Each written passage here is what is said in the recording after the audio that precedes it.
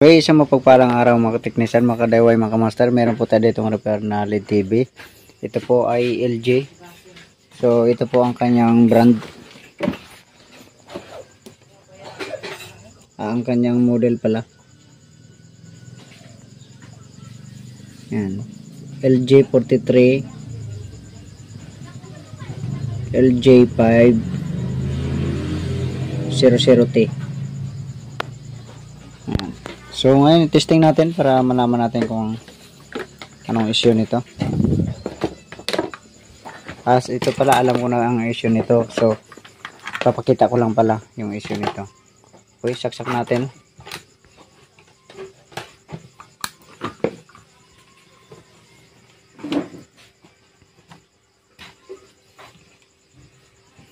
So ayan po ang kanyang issue.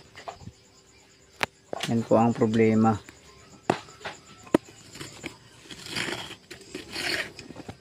Yan, pinatay natin yung ilaw para mas kita natin. So tanggal na lahat ng botones. So dami ng tanggal. Kaya gagawin na natin dito ay palit tayo ng bago.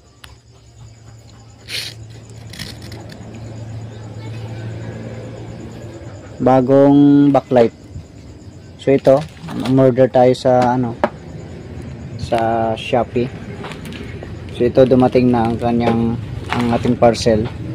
Papalitan natin yan. So sana ay parehas na parehas ang dumating na backlight para dito. So bubuksan ko muna itong Shopee, itong package. Ito na, nabuksan na natin ang backlight. So ito siya. So parang hindi siya malaki ang kanyang botones, pero sana ay magkaparehas ito. So 5 piraso, 5 strip kasi ito. Okay, so TV naman ang buksan natin para sana parehas ang backlight nito, ang design. Ito, nabuksan na natin. So kakalinis ko lang. At habang naglilinis tayo ay may nakita tayong lobo na kapasitor. Ayan o, puntis na yung isa. Ayan. So i-compare mo sa iba ay hindi naman ganyan ang itsura. So papalitan na lang din natin ito. Okay, so ito na po ang kanyang backlight. So ayan yung mga natanggal . So halos magkaparehas nga ang nito siguro. Tingnan natin yung backlight natin nabili kung magkaparehas ang haba nito.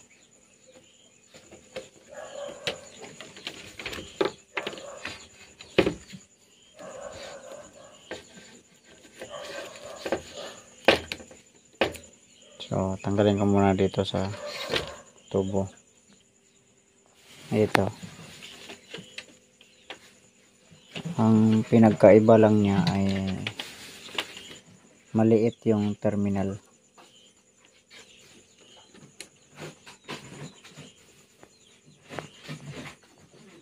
Ito yung oreg, malaki. Yung dito ay maliit lang. So tanggalin ko muna itong niya, itong sapin na to. Ito, na tanggal na natin yung cover. So pali ito yung bago natin. So natanggal ko na yung tatlo sa luma. So kung compare natin dito yung pagitan ng butas or yung space ng bulb ay malayo ang diferensya. Malayo ang ito yung bulb, yung oreg, ito yung bago, yung kasunod, ayan, malayo siya. So gawa na lang ng paraan natin yun, yung mga butas na yan. Ito na plaster na natin yung bago. So scotch tape lang yung nilagay natin mula dito papunta dito.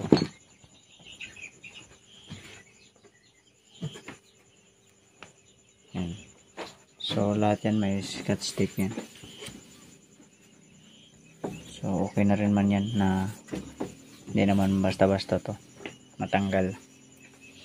So ito naman dito, ang gagawin na lang natin dito ay ihinang na lang natin dito. Putulin natin ito. Tapos ihinang natin dito. So lahat yan ihinang natin. Sige. Ito na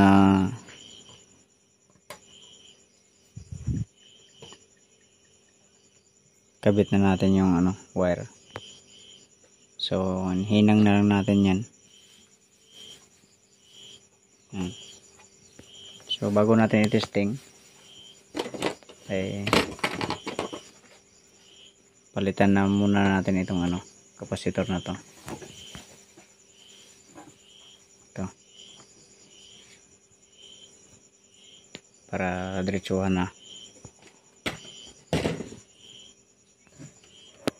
Ito ang value ng kanyang kapasitor. Bali 25 volts.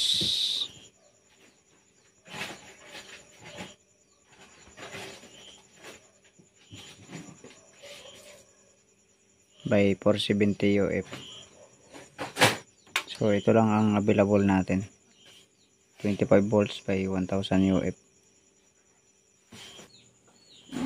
Ito nakabit na natin yung board. So ngayon saksak natin ito.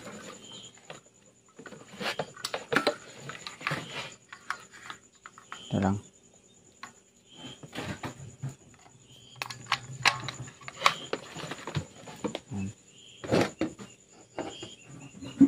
Ayun. Kumislap lang tapos nawala.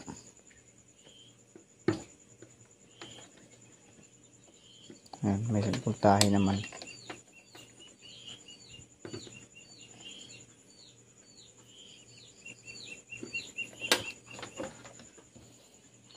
Baka 6 volts itong na to. Itong backlight na nabili natin. Check nga natin. So, chinek natin yung luma at saka yung bago. So parehas lang sila na 3 volts. Parehas lang po na 3 volts. Pero ang naging problema niya, ito 8 piraso lang. 1, 2, 3, 4, 5, 6, 7, 8, 8 piraso lang. Ito naman 1, 2, 3, 4, 5, 6, 7, 8, 9, 10. Ayun. So 2, 4, 6, 8, 10. 10 yung sobra. Kaya pala hindi makastable yung kumislap lang tapos patay. Kaya ang mangyari nito, i-short natin ang 10 piraso.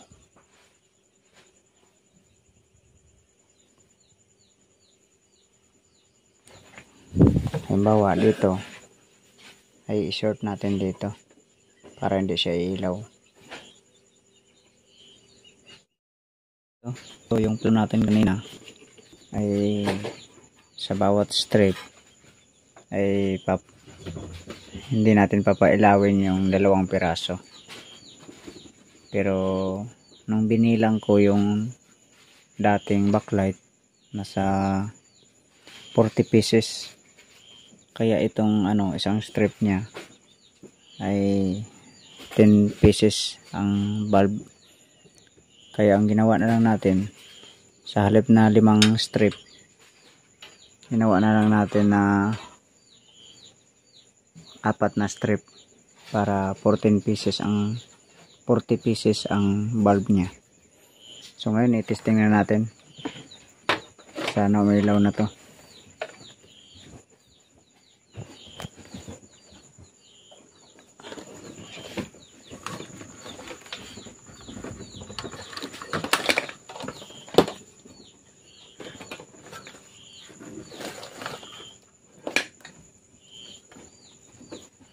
Ito, saksak natin.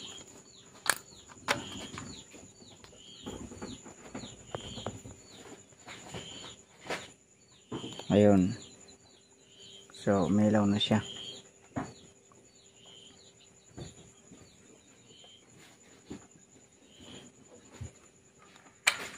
Kung yun ang gagawin ko kanina, yung unang plano ko na papatayin ko yung 2 piraso sa isang strip. Ang mangyayari kasi nito, halimbawa dito ako nagpatay ng isa, hindi ko ito papailawin. Ito hindi ko rin pailawin. So ang mangyayari niyan, kumbaga kabang yung ilaw. Hindi straight yung linaw. Kaya ginawa na lang natin 4 na piraso. Okay, sige. Balik na natin ang screen nito. At itong plastic na to. Butas na lang tayo ng panibago nito. Ayan na, ikabit na natin yung plastic nya. Okay, testing nga natin.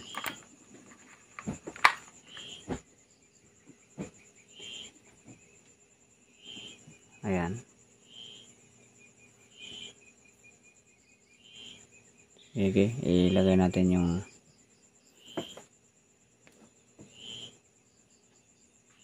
kasunod nito na yung plastic na puti. Okay, ito bali diniretso takip na lang po natin kasi ganun din naman. At least nakita na natin kanina kung anong mga ginawa natin sa pagpalit ng backlight. So ngayon testing na natin ito. Sana walang gufit, walang basag kasi pagka ganito yung mga kalaki ay masilan po ito. Saksak natin. Yan.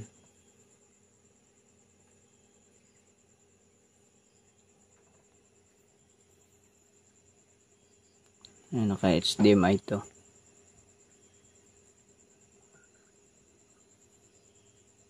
Yan. So maganda naman ang resulta.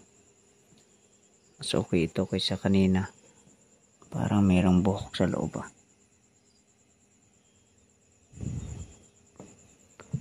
Okay, lagyan natin ito ng input.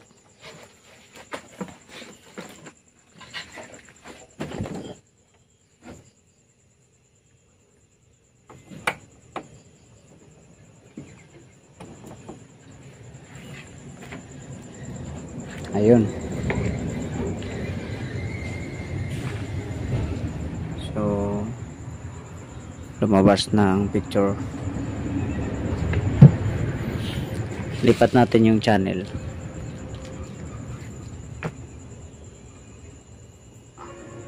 Ayan.